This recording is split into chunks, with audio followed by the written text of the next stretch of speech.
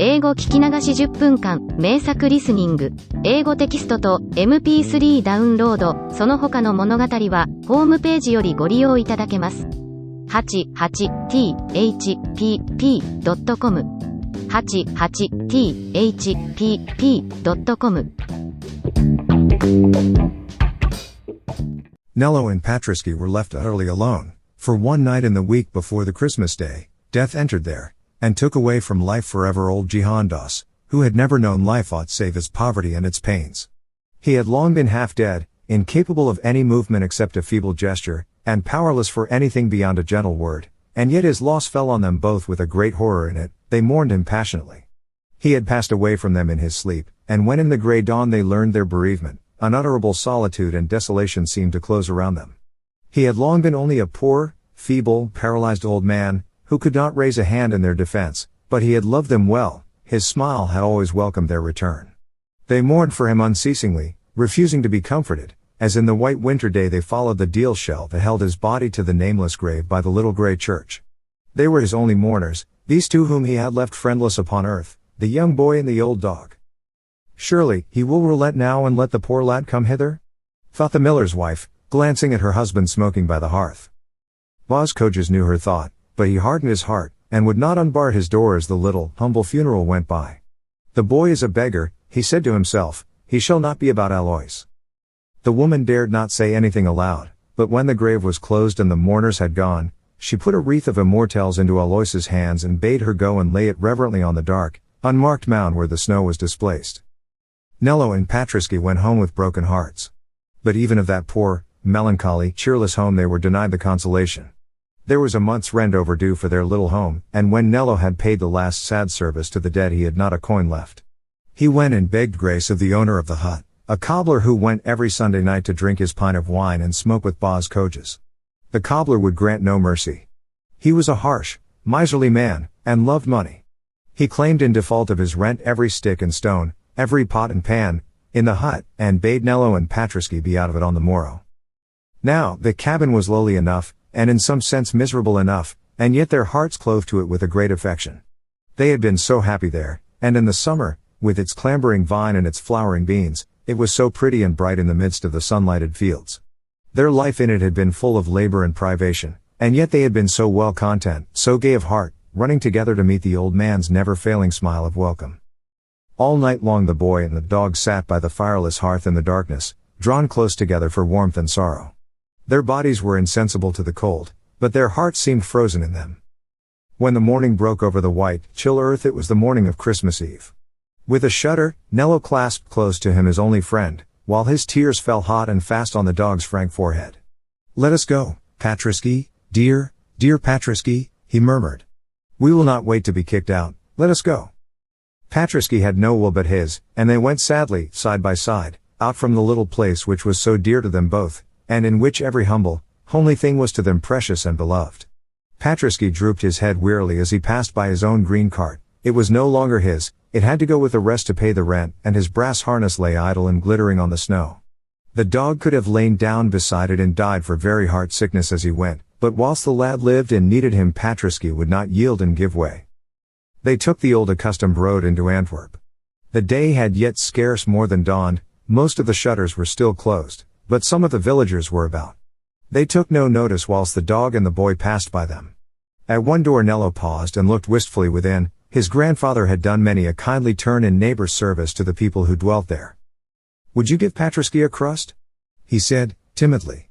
"He is old, and he has had nothing since last forenoon."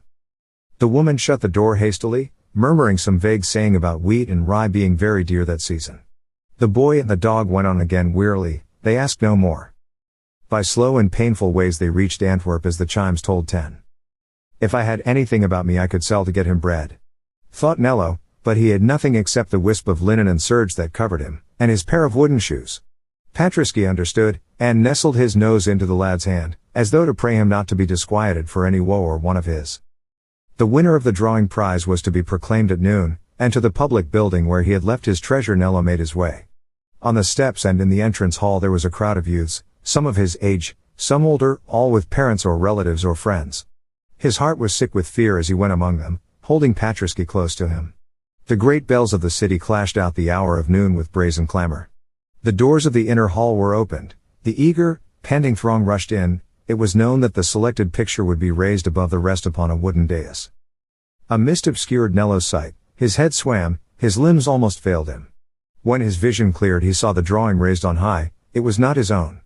A slow, sonorous voice was proclaiming aloud that victory had been adjudged to Stephen Kieslinger, born in the burg of Antwerp, son of a wharfinger in that town.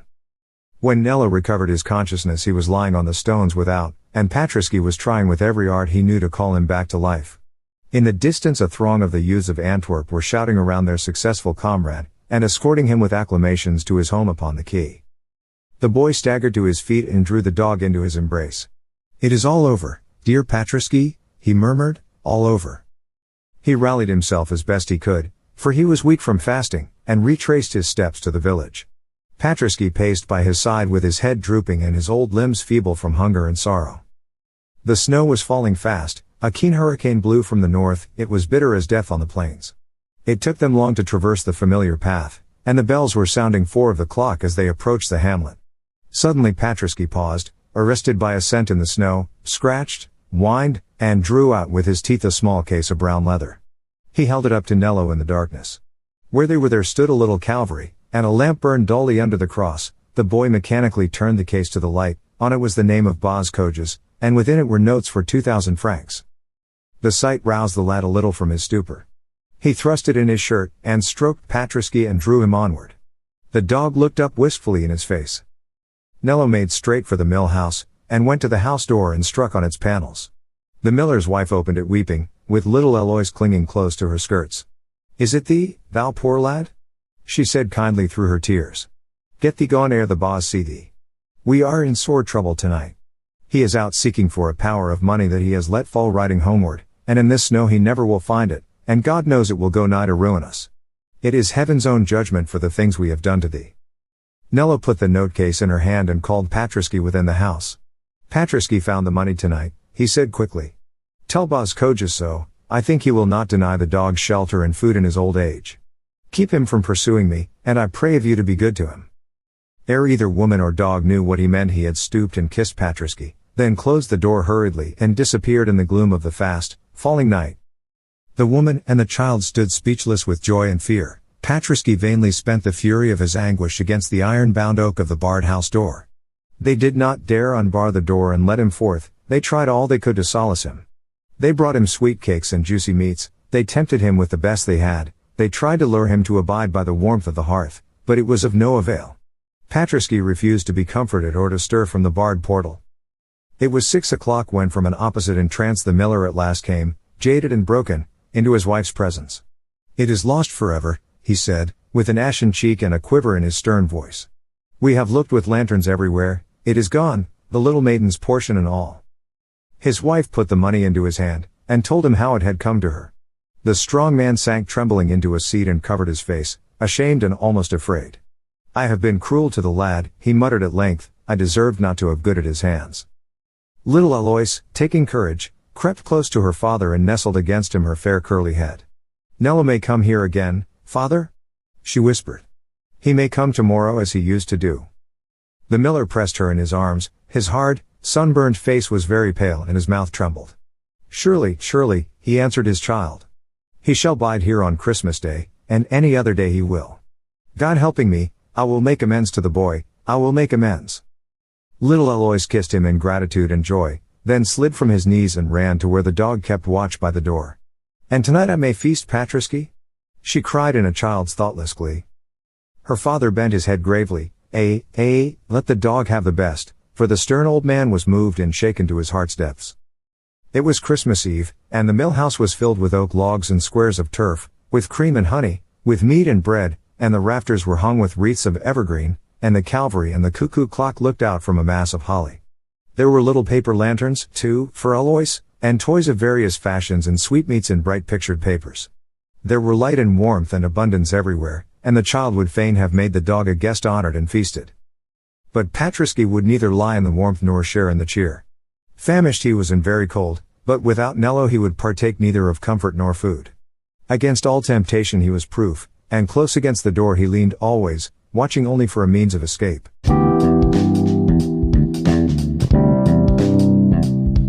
語聞き流し10分間、名作リスニング、英語テキストと MP3 ダウンロード、その他の物語は、ホームページよりご利用いただけます。